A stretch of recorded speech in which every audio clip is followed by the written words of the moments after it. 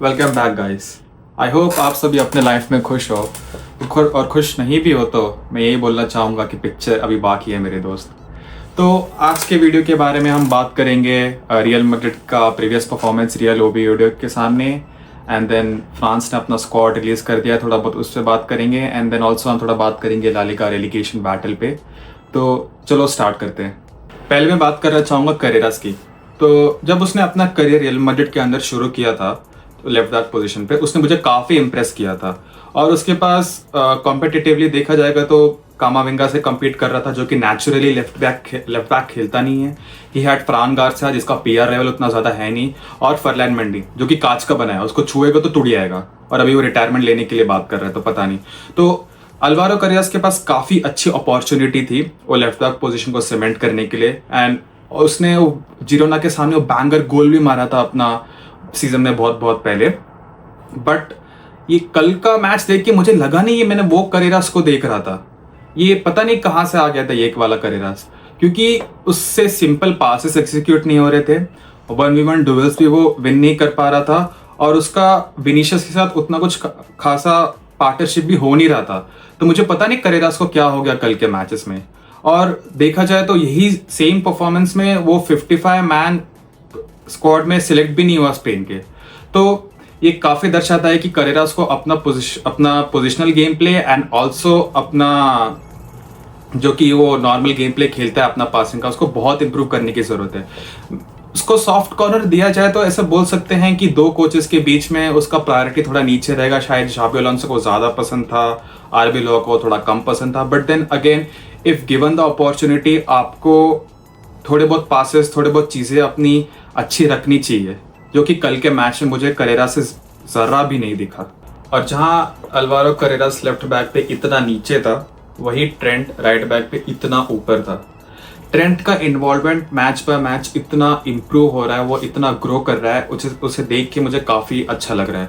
उसको जितना भी स्टिक मिला था लिवरपूल फैन से कि वो नहीं फिट बैठ पाएगा, वो डिफेंसिवली नहीं फिट बैठ पाएगा रियल मैड्रिड में, बट देन आप मैच बाय मैच देखोगे तो ट्रेंट अलेक्जेंडर आर्नोल्ड ने राइट बैक पोजीशन को अपना बनाया है। उसने डैनी कार्वाहल के बाद ही is the one who takes that right back position.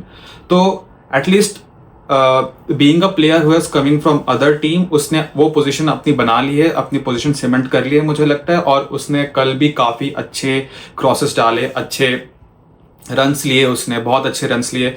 और कल मैंने ये भी नोटिस किया कि थोड़ा सेंटर से भी थोड़ा वो अटैक करने के लिए ट्राई कर रहा है, थोड़ा सेंटर में बॉल रिसीव कर रहा है ताकि कोई रन्स ले तो फिर वो बॉल डाल सकता है। तो ट्रेंट तो मुझे काफ़ी इंप्रेस किया, बहुत बहुत अच्छा लगा मुझे ट्रेंट का वो परफॉर्मेंस देख के। एंड देन एक उसने बिग चांस भी क्रिएट किया विनीशियस जूनियर के लिए, बट वो उसने टैप एंड मिस किया। आई गेस विनीशियस जूनियर को वो स्कोर करना चाहिए था।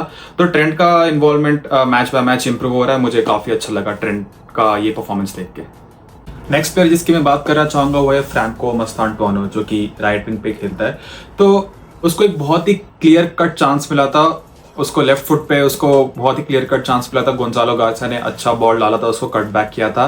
एंड देन उसको अपने स्ट्रॉन्गर फुट जो कि लेफ्ट फुट है उस पर वहाँ पे आके बॉल मिला था, और देन उसने कीपर के हाथ में मारा।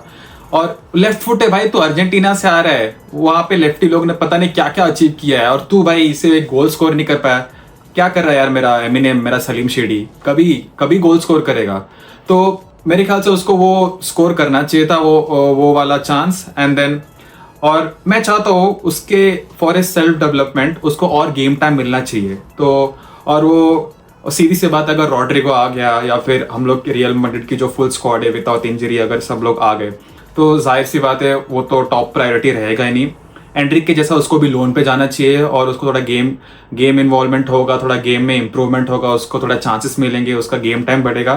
तो सीधी डेफिनेटली वो उसका गेम और इम्प्रूव होगा, मुझे तो लगता है, क्योंकि उसमें बहुत ज़्यादा पोटेंशियल है।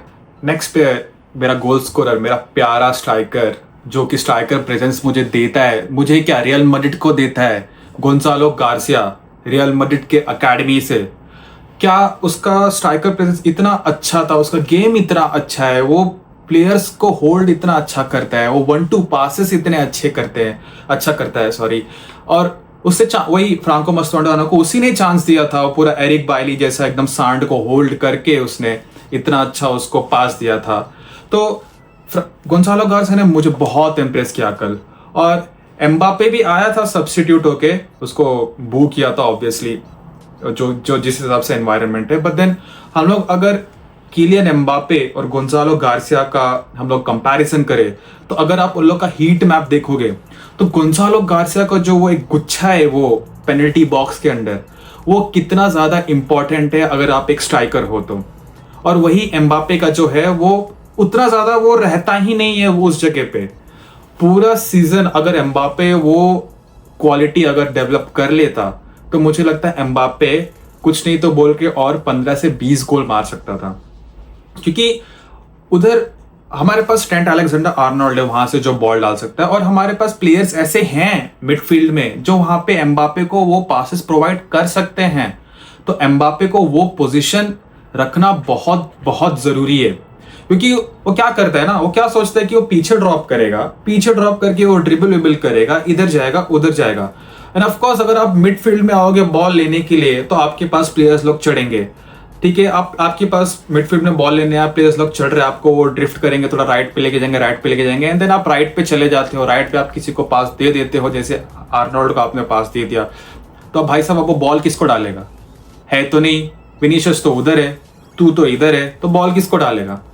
तो गोंसालो गार्सिया के साथ यही हमको बेनिफिट मिलता है। और कल भी उसने गोल मारा, जैसा कि वो स्ट्राइकर, उसको बॉल भी वहीं पे मिला एकदम स्ट्राइकर वाली पोजीशन पे, एक टच पे उसने घूमा और शूट, गोल। ये तो फिर यही डिफरेंस है गोंसालो गार्सिया और किलियन एम्बापे में।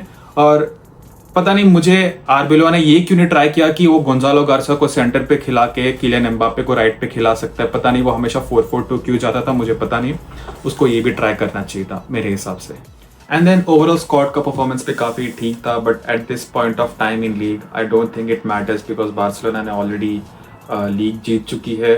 और आई मीन थीबो कोर्तोआ भी ठीक ठाक था, वो इतना टेस्ट नहीं हुआ। असेंसियो काफ़ी अच्छा था, उसकी मुझे डिफेंडिंग काफ़ी अच्छी लगी इस मैच में, उसने काफ़ी ज़्यादा 1v1 भी जीते। डेविड अलावा ठीक है, अभी क्या बात करो उसका, ऑलमोस्ट बुढ़ा हो गया है, वो अभी जाने वाला है। And Tchouameni, कामाविंगा okay, Vinicius junior same old, वही डिसीजन मेकिंग में उसको इम्प्रूवमेंट करना है, बहुत सारी चीज़ें, मतलब गोल स्कोर कर सकता था, नहीं कर सकता था, मुझे पता नहीं, but then decision making definitely उसको इम्प्रूव करना है। एंड बेलिंगम, फाइनली बेलिंगम को गोल मिला, वो एम्बापे का असिस्ट था, although like it was like 20% assist, 80% Bellingham ने वो प्लेयर को कटा के गोल मारा, लेफ्ट फुट से गोल मारा। तो काफ़ी अच्छा परफॉर्मेंस था स्क्वाड के थ्रू।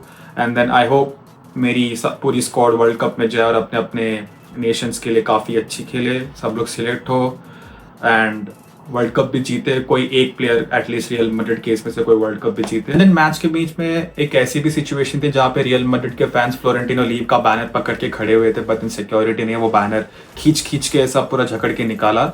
और जब आप रियल मैड्रिड के स्टेडियम को रोमन सर्कस बुलाओगे, एंड देन मैच के बाद एम्बापे को पूछा जाता है कि उसको इतना गेम टाइम क्यों नहीं मिलता या उसको स्टार्ट क्यों नहीं किया आर्बेलो ने, तो उसने ये बोला कि वो 4th चॉइस है behind Vinicius Junior, Gonzalo Garcia और Brahim Diaz, and 4th choice as a striker. अबे तेरे को जब स्ट्राइकर खिलाते तब तो तू स्ट्राइकर खेलता नहीं है, और तू प्रेस कॉन्फ्रेंस में जाके तू बोल रहा है कि तेरे को you are a 4th striker होके तू बाय लेफ्ट राइट सेंटर वेंटर सब खेलते रहता है। हाँ, एंड देन आर्बेलो ने भी शायद ये रिस्पॉन्ड किया कि अगर उसके पास 4 स्ट्राइकर होते हैं तो क्या ही बात होती। एंड देन वो किसी का नेम देख के खिलाता नहीं कि इसका इतना बड़ा नाम है तो इसको खेलना चाहिए।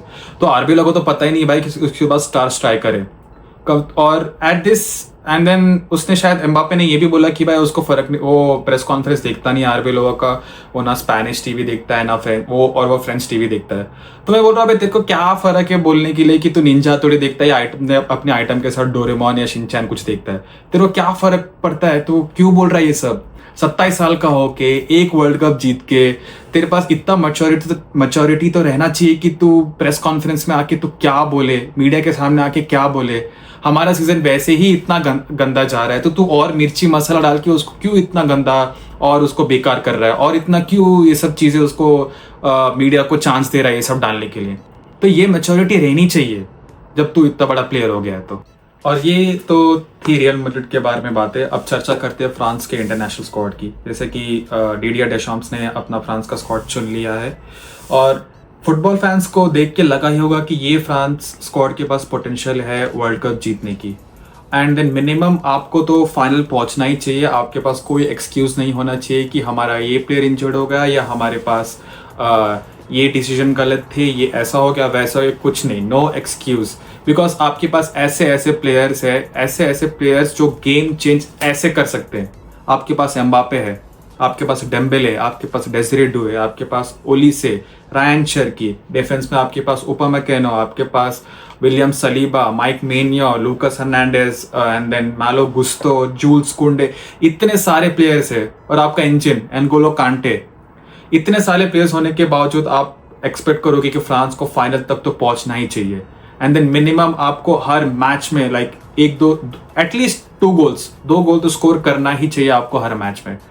और आई थिंक जिस हिसाब से उन लोग लाइनअप को अब इंट्रोड्यूस करेंगे, I think it would be like Mbappe centre में, एंड देन राइट में डेम्बेले, लेफ्ट में डेज़िरे डुए, सेंटर में Michael Olise, and then defence में आपके पास रहेगा William Saliba, and then Upamecano, and then right में आपके पास Jules Kounde option, and then left में आपके पास काफ़ी सारे ऑप्शंस हैं, but then I would go with Malo Gusto, and then keeper में आपके पास माइक मेनियो रहेगा। और तो ये लाइनअप्स के साथ जा सकती है France. But then I think एक चीज़ जो मिसिंग है उन लोग के पास वो है आंटवाइन ग्रीजमैन की प्रेजेंस, क्योंकि उसकी प्रेजेंस थी वो काफ़ी उस इंट्रिकेट मिडफील्डर था। उसको उसके जो बॉल्स थे अभी भी एटलेटिको मैड्रिड को उसी ने वही कैरी करता था। जो भी उसके जो भी एकदम अच्छे पासेस थे, जो कि वो बिटवीन द लाइंस जो उसका बॉल डालता है। तो आई थिंक वही एक चीज़ मिसिंग है। But then again that is not an excuse. Antoine Griezmann को रिप्लेस करने के लिए भी आपके पास बहुत सारे प्लेयर्स है। And I think France should be winning this world cup, और at least they should play the final. और अब हम लोग ला लीगा रेलीगेशन बैटल के बारे में बात करें तो बहुत सारी टीम्स को यूरोप खेलने का चांस है। वही एट द सेम टाइम वही टीम रेलीगेट भी हो सकती है। बिकॉज अगर आप पॉइंट्स टेबल देखो तो Real Sociedad is on 45 points, and then you have got Levante, Elche and Mallorca on 39 points. तो at the same time ये तीनों टीम Real Sociedad की पोजीशन ले सकती है because दो ही मैचेस बाकी है। Max to max you can get 6 points, and then अगर ये तीन टीम अपने रिमेनिंग 2 मैचेस जीत जाती है तो ये काफ़ी ऊपर आ जाएंगे। एंड चलो अगर यूरोप नहीं खेले तो एटलीस्ट रेलीगेट तो नहीं होगी।